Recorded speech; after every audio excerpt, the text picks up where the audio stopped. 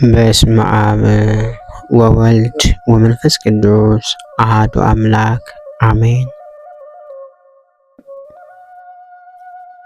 እንኳን በሐምሌ 21 ቀን ታስበውና ተከብረው ለሚውሉ ለቅዱሳን በዓላት በዚች ቀን አቡነ ኤዎስጣቴዎስ ከፋሌ ባህር ልደታቸው፣ ታላቁ አባት አቡነ በጸሎተ ሚካኤል የዕረፍታቸው መታሰቢያ በዓል፣ ጃንደረባው ቅዱስ ሱስንዮስ የዕረፍቱ መታሰቢያ በዓል፣ አስተዋይ የሆነ የተመሰገነ ቅዱስ አውክርስቶስ የዕረፍቱ መታሰቢያ በዓል፣ ምጽዋት መስጠትንም የሚወድ ቅዱስ ለአከ ማርያም የዕረፍቱ መታሰቢያ በዓል በሰላም አደረሳችሁ አደረሰን። አቡነ ኤዎስጣቴዎስ ከፋሌ ባህር። ሐምሌ 21 ቀን በዚች ቀን አጽፋቸውን እንደ ጀልባ ተጠቅመው የኢያሪኮን ባህር ከደቀ መዛሙርቶቻቸው ጋር የተሻገሩት ታላቁ ኢትዮጵያዊ ጻድቅ አቡነ ኤዎስጣቴዎስ ከፋሌ ባህር ልደታቸው ነው። አቡነ ኤዎስጣቴዎስ ኢትዮጵያዊ ጻድቅ ሲሆኑ አባታቸው ክርስቶስ ሞዓ ሲሆን እናታቸው ስነ ሕይወት ይባላሉ። ደጋግ የሆኑ ወላጆቻቸው በሃይማኖትና በምግባር ኮትኩተው አሳደጓቸው። ባደጉም ጊዜ ከአባ ዘካርያስ እጅ መነኮሱ። ታላላቅ ቅዱሳን እስከሚያደንቋቸው ድረስ በጽኑ ተጋድሎ ሲኖሩ ጌታችን ከቅዱሳን መላእክት ጋር ተገልጦላቸው በንፋት መንፈስ ቅዱስ አሳደረባቸው።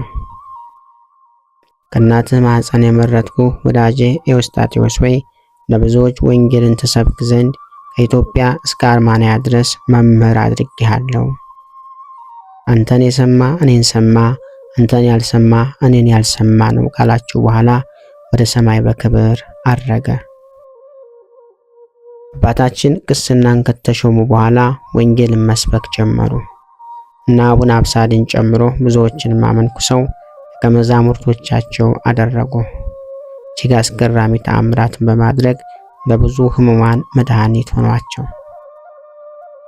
ልጆቻቸውን ሰብስበው ከመናፍቃን ጋር በፍጹም እንዳይቀላቀሉ በመምከር አቡነ አብሳድን ሾመውላቸው ወደ ኢየሩሳሌም በመሄድ ቅዱሳት ቦታዎችን ተሳለሙ። በመንገዳቸውም የክርስቶስን ወንጌል እየሰበኩ ብዙዎችን ወደ ቀናች ሃይማኖት መለሷቸው። ወደ አርማንያም ሄደው ወደ ኢያሪኮ ባህር በደረሱ ጊዜ መርከበኞችን እንዳሳፍሯቸው ቢለምኗቸው እምቢ አሏቸው። አቡነ ኤዎስጣቴዎስ ግን አጽፋቸውን በባህር ላይ ዘርግተው በስመ ሥላሴ አማትበው አጽፋቸውን እንደ መርከብ አድርገው ልጆቻቸውን ይዘው ባህሩን ተሻገሩ። ልጆቻቸውን ልጆቼ በልባችሁ ቂምና ሽንገላ እንዳታኖሩ ተጠበቁ፣ ለእኔ ግን ከእናንተ አንዱ እንደሚጠፋ ይመስለኛል አሏቸው። ይህንንም እንዳሉ ከመካከላቸው አንዱ የቂም በቀል መከማቻ ነበርና ወዲያውኑ ሰጠመ። አባታችን አርማንያ ደርሰው ከሊቀ ጳጳሳቱ ጋር ቡራኬን ከተሰጣጡ በኋላ ማስተማር ጀመሩ። የአርማንያ ሰዎች ሁሉ በሃይማኖት አንድ እስከሚሆኑ ድረስ ታላላቅ ተአምራትን እያደረጉ አስተምረው አጠመቋቸው። ጊዜ ረፍታቸው ሲደርስ ጌታችን ተገልጦላቸው ታላቅ ቃል ኪዳን ከሰጣቸው በኋላ መስከረም 18 ቀን አርፈው ሊቀ ጳጳሳቱና ካህናቱ በታላቅ ክብር ገንዘው በሰማዕቱ በቅዱስ መርህናን ቤተ ክርስቲያን ቀብረዋቸዋል። በዚህ ዕለት ታስበውና ተከብረው የሚውሉ ታላቁ አባታችን አቡነ በጸሎተ ሚካኤል ነው። በዚህችም ቀን ታላቁ አባት አቡነ በጸሎተ ሚካኤል የዕረፍቱ መታሰቢያ በዓል ነው። ይኸውም ከካህናት ወገን የሆነው አባቱ ማርቆስ ሲሆን እናቱ እግዚአ ክብራ ትባላለች። እግዚአ ክብራም ወደ ወላጆቿ በሄደች ጊዜ ከመኳንንቶቹ ለአንዱ እናጋባታለን ብለው ወደ ባሏ ተመልሳ እንዳትሄድ ከለከሏት። ማርቆስም ስለዚህ ነገር አዝኖ ወደ ቅዱስ ሚካኤል ቤተ ክርስቲያን ሄዶ ሚስቱን እንደከለከሉት ለአንድ መነኩሴ ነገረው። መነኩሴውም ሄዶ ቢጠይቃቸው ወላጆቿ ድጋሜ ለመነኩሴውም ከለከሉት። ማርቆስም የተመላለሰ መነኩሴውም ቢያስቸግረው ይዞት ሄደ። ነገር ግን ወላጆቿ ጥላቻቸውን አበዙባቸው። መነኩሴውም ማርቆስን ሚስቱን ለአንድ ቀን ብቻ ሁለቱን አንድ ላይ እናናግራቸው በማለት ይዟቸው አደረ። እርሱም በማደሪያው እንዳድሩ ከነገራቸው በኋላ በዚች ሌሊት ርካቤ ሥጋ ሳትፈጽሙ እንዳታድሩ አላቸው። ሁለቱም በመነኩሴው ቤት አድረው ሳለ ሌሊት መልአኩ ቅዱስ ሚካኤል ለማርቆስ ተገለጠለትና ሚስትህ ወንድ ልጅ ትወልዳለች፣ በወለደችም ጊዜ ስሙን በጸሎተ ሚካኤል ትለዋለች፣ ለቤተ ክርስቲያንም አምድ ይሆናል አለው። ማርቆስም ከእንቅልፉ በነቃ ጊዜ ከሚስቱ ጋር ተገናኘና አቡነ በጸሎተ ሚካኤል ተጸነሱ። ጊዜ ክብራ ከጸነሰች በኋላ ፊቷ እንደ ፀሐይ የሚያበራ ሆነ። የታመሙ ሰዎችንም ሆዷን በነኩ ጊዜ ይፈወሱ ነበር። በወለደችም ጊዜ በቤቷ ውስጥ ቀስተ ደመና ተተክሎ ታየ። አስቀድሞ መልአኩ ስሙን እንዳወጣለት በጸሎተ ሚካኤል አሉት። አባቱም ካህን ነውና ምግባር ሃይማኖትን ጠንቅቆ እያስተማረ አሳደገው።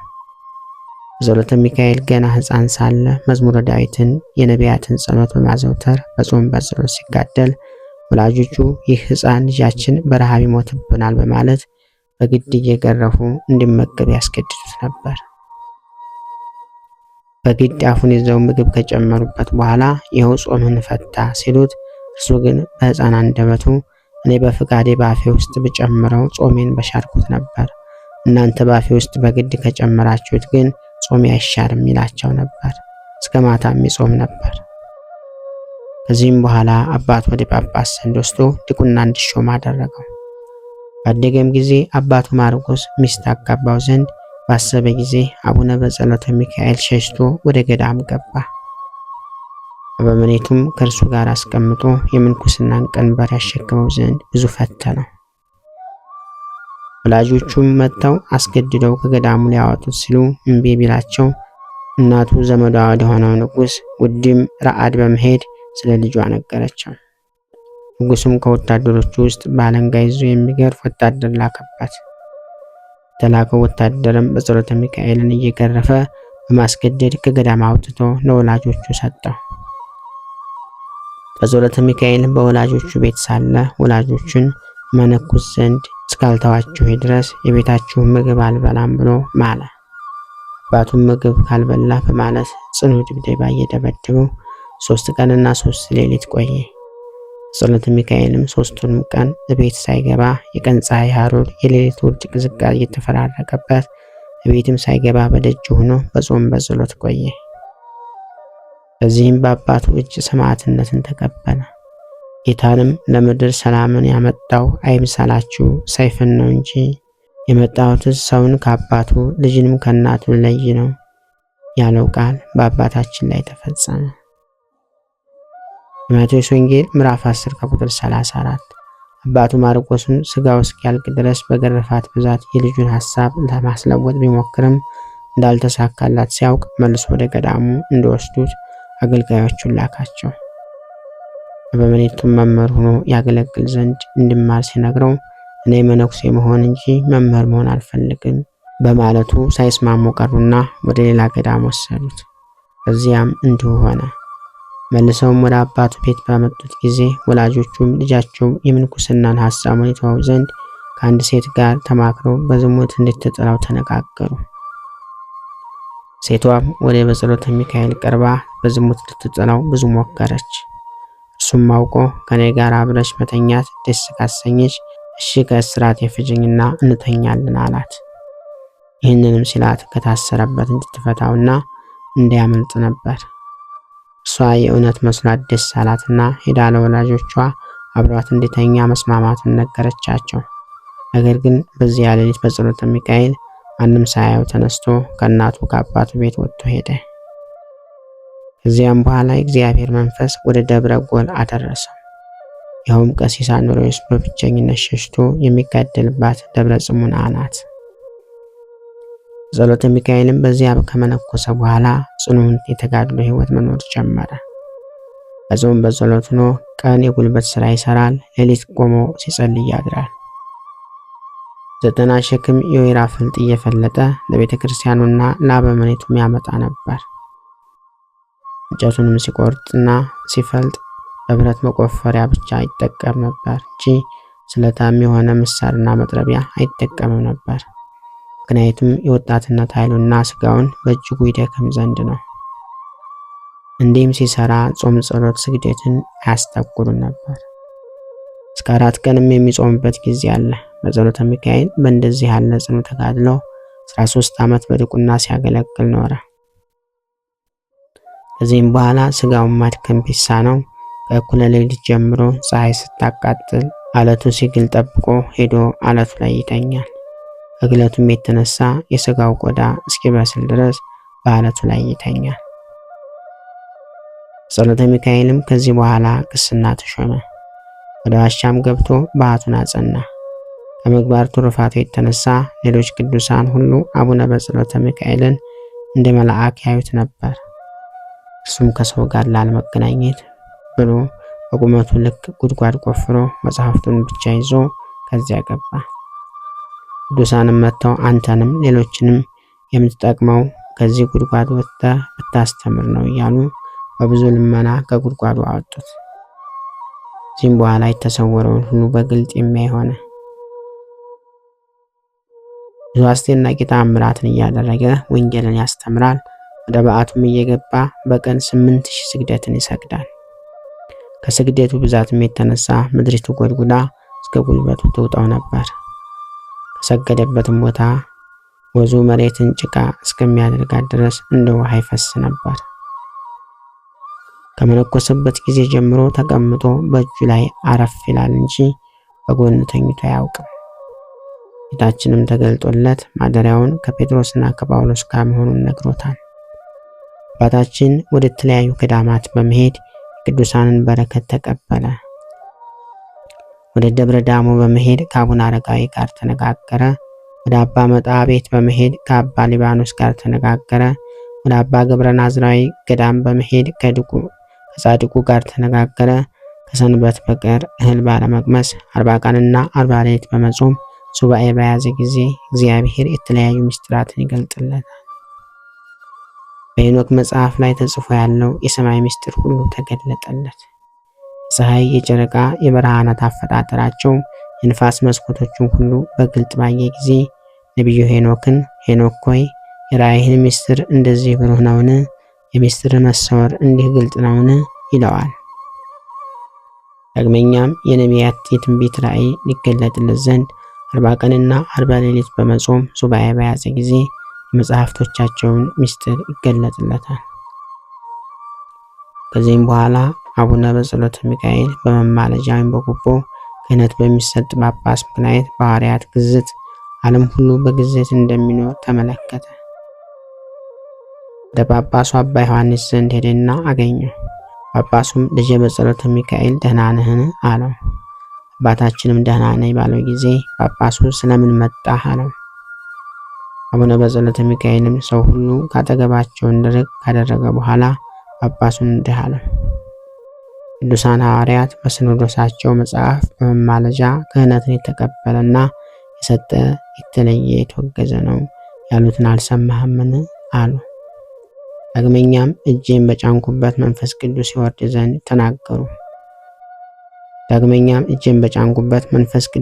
ዘንድ ተናገሩ ብሎ በሐዋርያት እግር ስር ወርቁን አምጥቶ ባፈሰሰው ጊዜ ሲሞን መስሪን ጴጥሮስ እንዳወገዘው አልሰማህምን? አለው።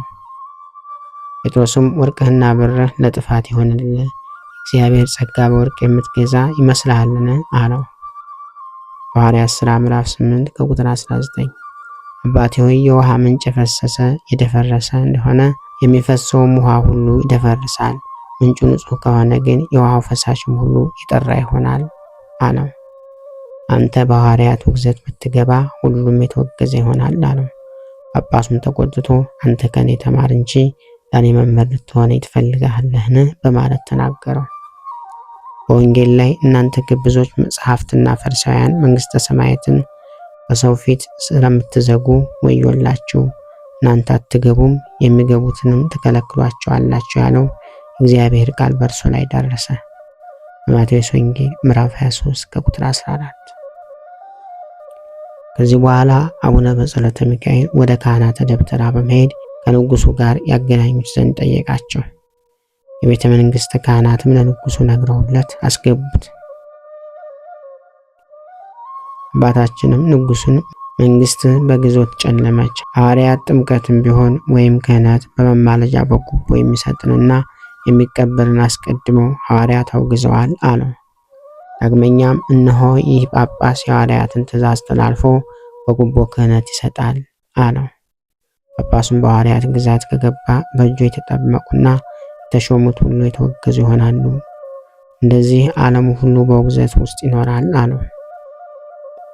ንጉሱም ሦስቱ አንድ ላይ ሆነው እንዲመካከሩ ቀጠሮ ሰጠውና በሌላ ቀን ሦስቱም ተገናኙ። ጳጳሱም ለንጉሱ ይህ በጸሎተ ሚካኤል እኔን ከሹመቴ አንተን ከመንግስት ሊሽረን ይፈልጋል አለው።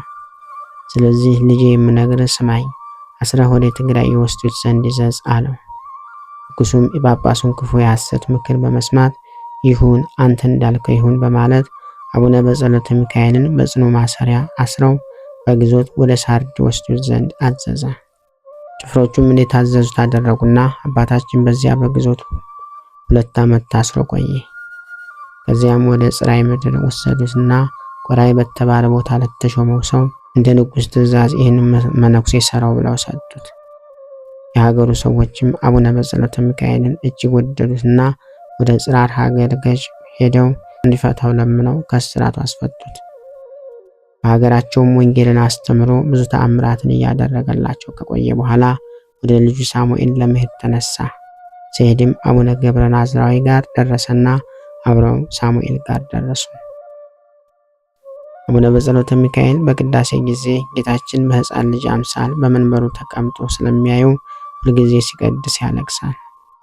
አንድ ቀን አባታችን ሲቀድስና ሕፃኑን በመንበሩ ላይ ሲሰዋው ወንድሞቹና ልጆቹ አይተው በድንጋጤ በፍርሃት ሆነው አልቅሰዋል። የሕፃኑንም ስጋ በፈተተው ጊዜ የአባታችን እጁ በለመለመ ስጋ ይመላል። ቅዳሴውም ከተፈጸመ በኋላ ሁሉም መጥተው ስጋውን ደሙን በፍርሃት ይቀበላሉ። ከእርሱም ውስጥ አስቀድሞ ስለ ስጋው ደሙ መለወጥ ጥርጣሬ የነበራቸው ሰዎች ስለነበሩ የእነርሱን ጥርጣሬ አውቆ አባታችን ቅዳሴውን ከፈጸመ በኋላ ህብስቱ የክርስቶስ ስጋ ወይኑ ደሙ መሆኑን ይችላልን እያላችሁ በልባችሁ ስታስቡ አይቻለሁና ይኸው ዛሬ በግልጽ እንዳያችሁት አማናዊ ሆኖ ይለወጣልና ተጠራጣሪ አትሁኑ ባላቸው ጊዜ እግሩ ስር ወድቀው አንተ ብፁዕ ነህ፣ የተሸከመችህ ማኅፀን ብፅዕት ናት ብለው ይቅር እንዲላቸው ለመኑት። አባታችንም ወንጌልን አስተማራቸው። መነኮሳት ልጆች ሩቅ ቦታ እየሄዱ ውሃ በመቅዳት ቢቸገሩ ውሃን አፍልቆላቸዋል። ከዚህም በኋላ ሰዎች አንድ ነገር ልነግርህ እንወዳለን አሉት።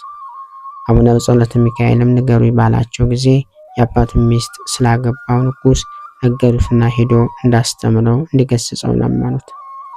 አባታችንም በጽኑ ማሰሪያ ታስሬ በእስር ስለነበርኩ አልሰማሁም ካላቸው በኋላ ሄዶ ቢሰማው እንደሚመክረው ባይሰማውም ባይመለስ ግን እንደሚያወግዘው ነገራቸው። አባታችንም ልጆቹን አስከትሎ ወደ ንጉሱ ዘንድ ሄደ። አቡነ በጸሎተ ሚካኤል ንጉሥ የአባቱን ሚስት በማግባቱ ሄደን ስንገስጸው መከራ ቢያጸናብን ሰማዕትነት ይቆጠርልናል ብሎ ሲነግራቸው ከሰማይ መንፈስ ቅዱስ ወርዶ በሁሉም በላያቸው ላይ ሲወርድ አባታችን በግልጽ ተመለከቱ። በረሃብ በጥም ሆነው ከጉዟቸው በኋላ ትግራይ ሰውን ከምትባል ሀገር ደረሱ። ንጉሱ ገዚያ ነበርና ንጉሱም ቅዱሳኑ መክረው ሊመልሱት ካልሆነም ሊያወግዙት መምጣታቸውን በሰማ ጊዜ ጭፍሮቹን ልኮ ቅዱሳኑ ወደ እርሱ እንዲያመጧቸው አዘዘ። ለማስፈራራትም ብዙ ጦረኛ ጭፍሮችንና የታሰሩ አስፈሪ አንበሶችን በፊቱ አቆመ። ቅዱሳኑም ስለምን ወደዚህ ከተማ መጥታችኋል አላቸው። አቡነ በጸሎተ ሚካኤልም እውነትን ለማጽናት ከአንተ ጋር ለመነጋገር መጥተናል አሉት። ንጉሱም እሺ ንገሩ ባላቸው ጊዜ አባታችን እግዚአብሔርን ትእዛዝ ስለመጠበቁ ደጋግ ነገስታት ከመጽሐፍ ቅዱስ በመጥቀስ ንጉሱን አስተማሩት። ትእዛዙንም ያልጠበቁትን አመፀኞቹን እንደቀጣቸው ነገሩት። በመጨረሻም የአባትህ ሚስት ኀፍረተ ሥጋ አትግለጥ፣ የአባትህ ኀፍረተ ሥጋ ነውና የሚለውን ኦሪት ዘሌዋውያን ምዕራፍ 18 ቁጥር 6 ላይ በመጥቀስ አስተማሩት። ዳግመኛም ከአባቱ ሚስት ጋር የተኛ የአባቱን ኀፍረት ገልጧልና መሞትን ይሙት፣ ሁለቱም በደለኞች ናቸውና የሚለውን የሙሴ ሕግና ሌላም ከአዲስ ኪዳን እየጠቀሱ አስተማሩት። አባታችን ካስተማሩት በኋላ የክርስቲያን ሚስቱ አንዲት ብቻ ናት፣ አንተ ግን ብዙ ሚስት አግብተህ የአባትህንም ሚስት አግብተሃልና ሕግ ተላልፈሃል አሉት። ንጉሱም ተምሮ ከመመለስ ይልቅ በታላቅ ቁጣ ሆኖ ቅዱሳኑን ይደበድቧቸው ዘንድ አዘዘ። ሲደበድቧቸውም ታላቅ ጩኸት ተነሳ። ለየብቻ አስረው ካሳደሯቸው በኋላ ንጉሱ ለየብቻ ወደ እርሱ እያስመጣ አናገራቸው። እያንዳንዳቸውም በ7 ገራፊዎች በታላቅ ጅራፍ አስገረፏቸው። ደማቸውም እንደ ውሃ ምድር ላይ ፈሰሰ። ከደማቸውም እሳት ወጣና እስከ 3 ቀን ድረስ ወደ ላይ እየነደደ ቆየ። በዚህም ንጉስ እጅግ ደንግጦ ብዙ ውሃ ከወንዝ እየቀዱ እሳቱን እንዳጠፉ አዘዘ። የበዛ ውሃም ባፈሰሱበት ጊዜ የእሳቱ መጠን ይበልጥ ይጨምር ነበር። ዳግመኛም ብዙ ጨምረው ውሃ እየቀዱ ቢያፈሱበትም ማጥፋት እንዳልተቻላቸውን ባየ ጊዜ ንጉሱ የወንዙን ውሃ በቦይ መልሰው እንዲያመጡ አዘዘ። ንግስቲቱም ዛን መንገሳም ንጉስ አምደ ጽዮንን እግዚአብሔርን ቁጣ አታስተውልምን ብላ ተናገረችው። ወዲያውም ነጭ የዝንብ መንጋ መጥቶ የንጉሱን ፈረሶችና በቅሎች ነከሳቸውና ሞቱ። ንጉሱን ፈርቶ በሌሊት ሸሽቶ ወጣ። ቅዱሳኑንም አንድ መውጫና መግቢያ ብቻ ባላት ደራብ ወደምትባል ታላቅ ተራራ ቦታ አውጥተዋቸው እንዳስሯቸው አደረገ። በዚያም የሚኖሩት አሕዛብ ስለሆኑ ክርስቶስን አያውቁም፣ ነፍሰ ገዳዮችም ነበሩ። ንጉሱም አቡነ በጸሎተ ሚካኤልና ልጆቹን የገድሏቸው ዘንድ ወደ እነርሱ መልእክትን ይልክ ነበር። ነገር ግን አባታችን ወንጌልን ሰበከላቸውና አሳምኖ የክርስቶስ ተከታዮች አደረጋቸው። እነርሱም ወደ ንጉሱ ሄደው ክርስቲያን እንደሆኑ ነገሩት። የአባታችን የተአምሩ ዜና በአገሩ ሁሉ በተነገረ ጊዜ ንጉሱ ቅዱሳንን አሳደው ስሙ ዘዋይ ወደሚባለው ታላቅ ባህር ውስጥ ያገቧቸው ዘንድ አዘዘ። አባታችንና ልጆቹንም አረማውያን ወዳሉበት ደሴት አስገቧቸው። ከብዙ ጊዜ በኋላ ከግዞት መልሰው በማውጣት በሰዋ አውራጃ እንዳስተምሩ ፈቀደላቸው። ንጉሱም ናርዕት የሚባሉ ሰዎችን በጦር ወጋቸው ዘንድ ተነሳ። እነዚህም ሰዎች አስቀድመው በአቡነ በጸሎተ ሚካኤል ስብከት በጌታችን ያመኑ ክርስቲያኖች ነዋል። ንጉሱም ድጋሜ አባታችንን አሰራቸውና ማስፈራራት ጀመረ። አቡነ በጸሎተ ሚካኤል ግን የንጉሱን ማስፈራራት በመናቅ ተናገሩት። እንዲህም አሉት፣ በጦር ብታስወጋኝ ሕዝቅኤልን አስበዋለሁ፣ አንበሶች እንዲበሉኝ ብታዝ ዳንኤልን አስበዋለሁ፣ ወደ እሳት ውስጥ ብትጥለኝ አናንያ አዛርያና ሚሳኤል አስባቸዋለሁ፣ በእንጨት መቁረጫ መጋዝ እንዲቆርጡኝ ብታዝ ኢሳይያስን አስበዋለሁ፣ በድንጋይ እንዲወግሩኝ ብታዝ ኤርምያስን አስበዋለሁ፣ በሰይፍ አንገቴን እንዲቆርጡኝ ብታዝ በወንድሙ ፊልጶስ ሚስት ምክንያት የገድለው የዘካርያስ ልጅ ዮሐንስ መጥምቁን አስበዋለሁ፣ ልዩ ልዩ መከራዎችን ብታጸናብኝ መከራ የተቀበሉትን ሐዋርያትና ሰማዕታትን አስባቸዋለሁ ብለው ለንጉሱ መለሱለት። ንጉሱም ከዚህ በኋላ አባታችንን ይቅር ይበሉኝ አላቸው። በአባታችን ምክር ብዙ የንጉሱ መኳንንቶችም ክፉ ስራቸውን በመተው በንስሐ ተመለሱ። ንጉሱም አንዲት ሚስቱን ለጭፍራ አሳልፎ ሰጥቶት ነበርና እሷም አባታችንን ስታገኛቸው ንስሐ ገባች። ንጉሱም ይህች የተዋት ሚስቱ ንስሐ እንደገባች ሲሰማ ዛሬ ሌሊት ከእርሷ ጋር ተኝቼ ንስሐዋን አስተዋታለሁና ይዛችሁ አምጡልኝ ብሎ ጭፍሮቹን ላከ። አባታችን ሴቲቱን በንስሐ ወደዋት ነበርና አሁን ንጉሱ በእሷ ላይ ሊያድር ያሰበውን ልጆቹ ነገሩት። አባታችንም ይህን ሲሰማ ቀረበውን ማዕድ ሳይቀምሱ አስነስቶ ሁሉም እንዲጸልዩ አዘዘና እሱም ቆሞ መጸለይ ጀመረ። በዚያችም ሌሊት ወዲያውኑ ንጉሱ ድንገት በጠና ታመመ። ያን ጊዜም ንጉሱ ይህ ድንገተኛ ሕማም መጣብኝ አቡነ በጸሎተ ሚካኤል ጸሎት ነው ብሎ ያችን ሴት ካመጡበት ቦታ እንዲመልሷት አዘዘ። ወደ አባታችንም አባቴ ይቅር በለኝ፣ ይህ ሕመም ያገኘኝ በአንተ የተማጸነችውንና ንስሐ የገባችውን ሴት በኃጢአት ላረክሳት ስላሰብኩ ነው አለው። አሁንም ልጅቷን ወደ ነበረችበት መልሻታለሁና አባቴ ከዚህ በሽታ ከዳንኩኝ በሕግ ይኖራለሁ ብሎ መልእክተኛ ላከ። አባታችንም የቤተ መንግስቱን ካህናት ደብተራዎች ወቀሳቸው።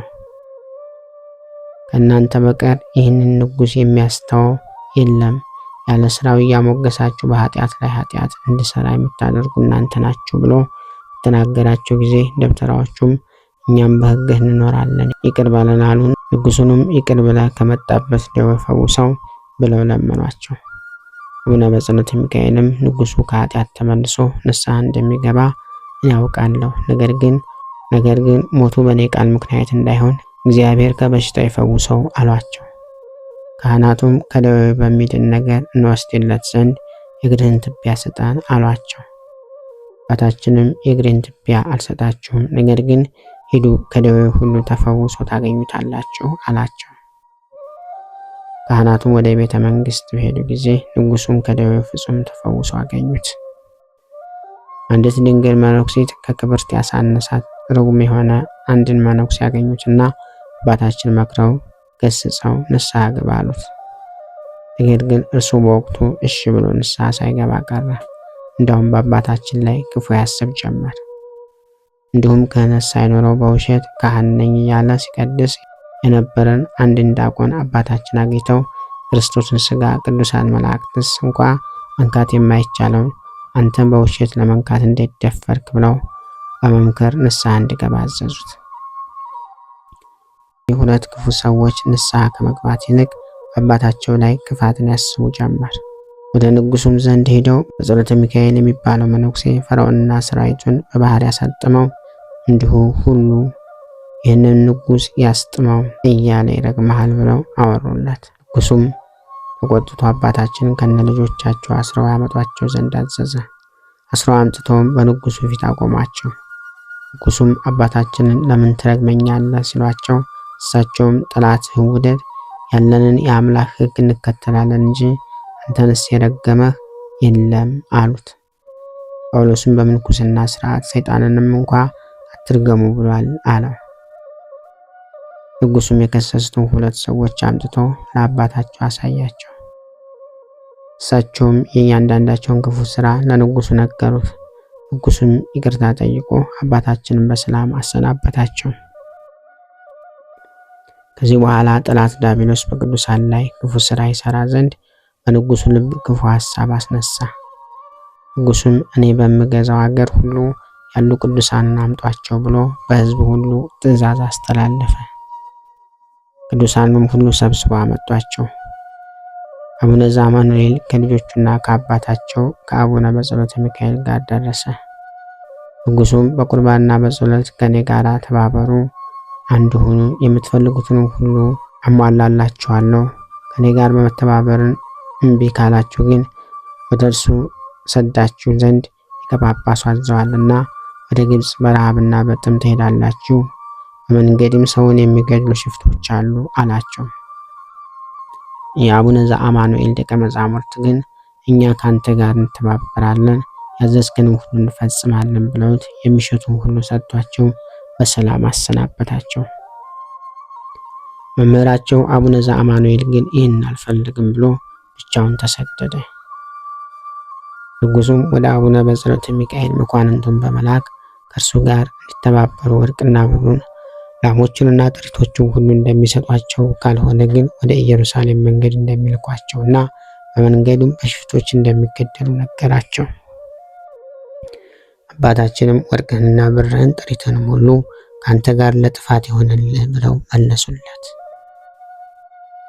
ከልጆቹም ጋር አባታችንን በግዳጅ ወደ ንጉሥ ዘንድ ሲወስዷቸው የንጉሥን ምግብ እንዳይቀምሱ ተማምለው አንደኛው መነኩሴ ገንዘባቸውን የገዙትን ጎመን ተሸክሞ አብሯቸው ሄደ። ንጉሡም ባየው ጊዜ በጽኑ ጅራፍ እያስገረፈው እያለ ሕይወቱ በዚያ አለፈች።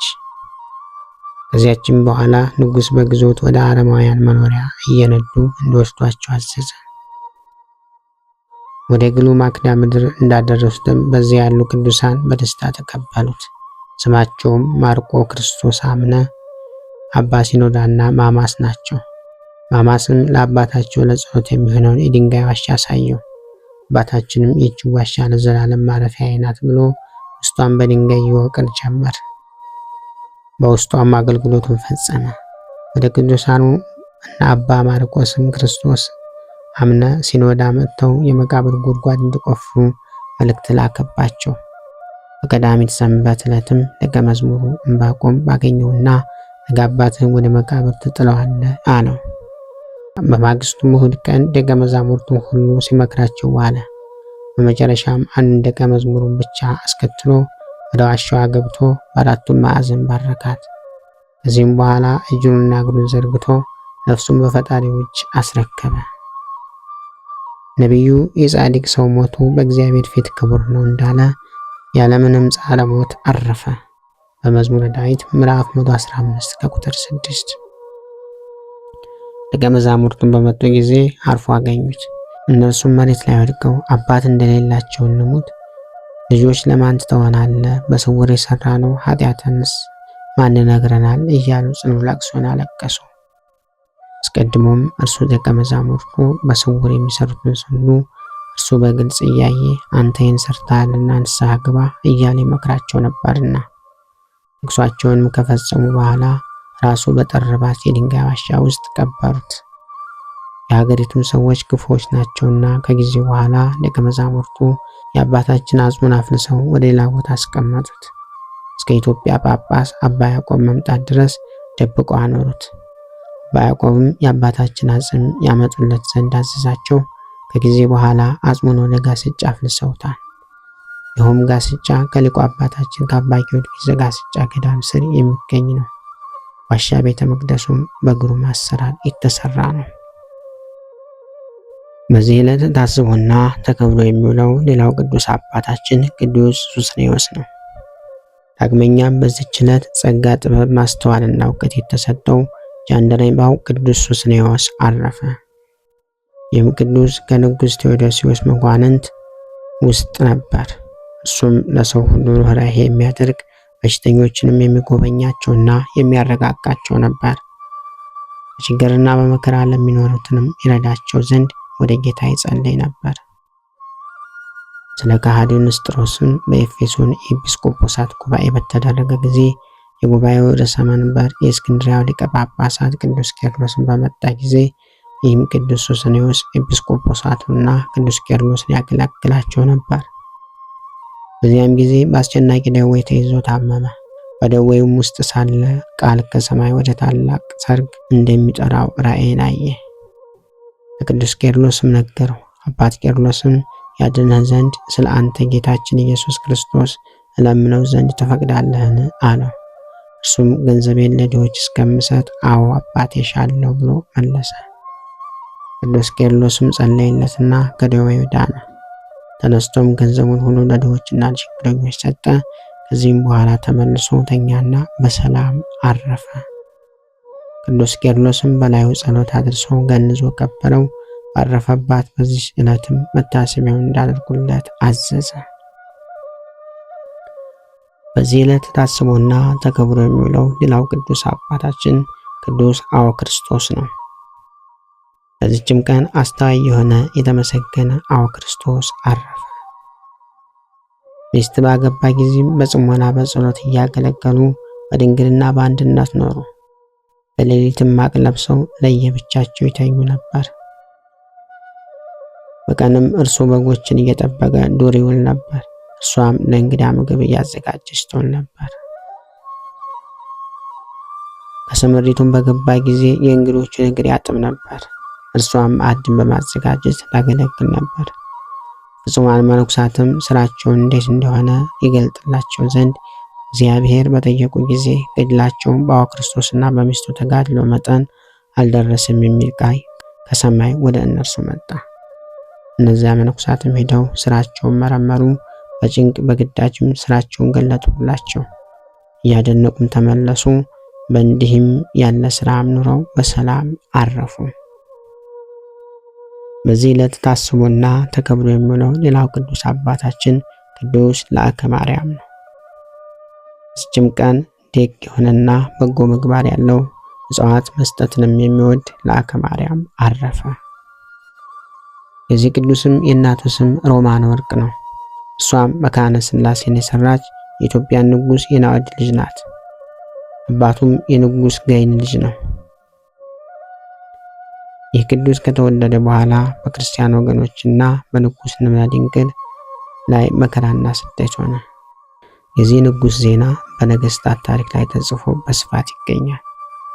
ንጉሥ ንብለ ድንግልም ካረፈ በኋላ ገላውዴዎስ ነገሰ። እስላሞችም በእርሱ ላይ ተነሱ። ከቀኖችም በአንዱ ሲዋጋ ድል ለእነርሱ ሆነ።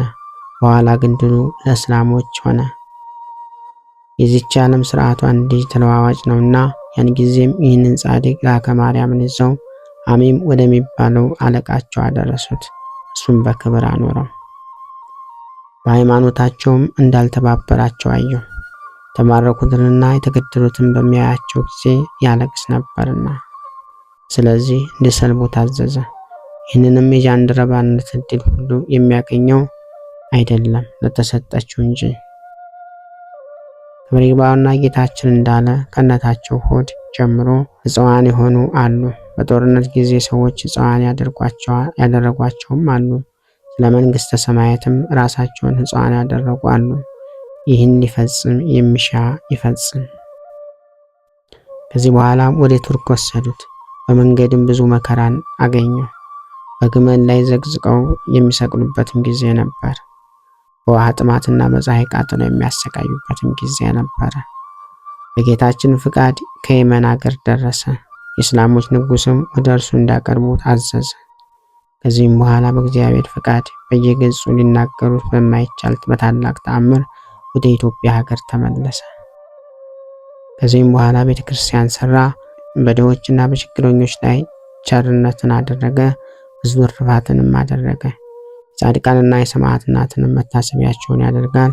ይልቁንም አምላክን የወለደች የእመቤታችን የቅድስት ድንግል ማርያምን የበዓሏን መታሰቢያ በየወሩ ያደርግ ነበር። እረፍቱን በደረሰ ጊዜ ይኸውም የጥበብ ሁሉ ፍጻሜ ሞት ነው።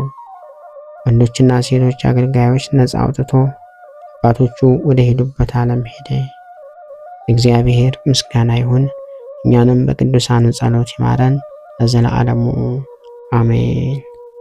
ክብር ምስጋና ይሁን አንድ አምላክ ለሚሆን ለአብ ለወልድ ለመንፈስ ቅዱስ ስም እስከ ዘላለሙ አሜን።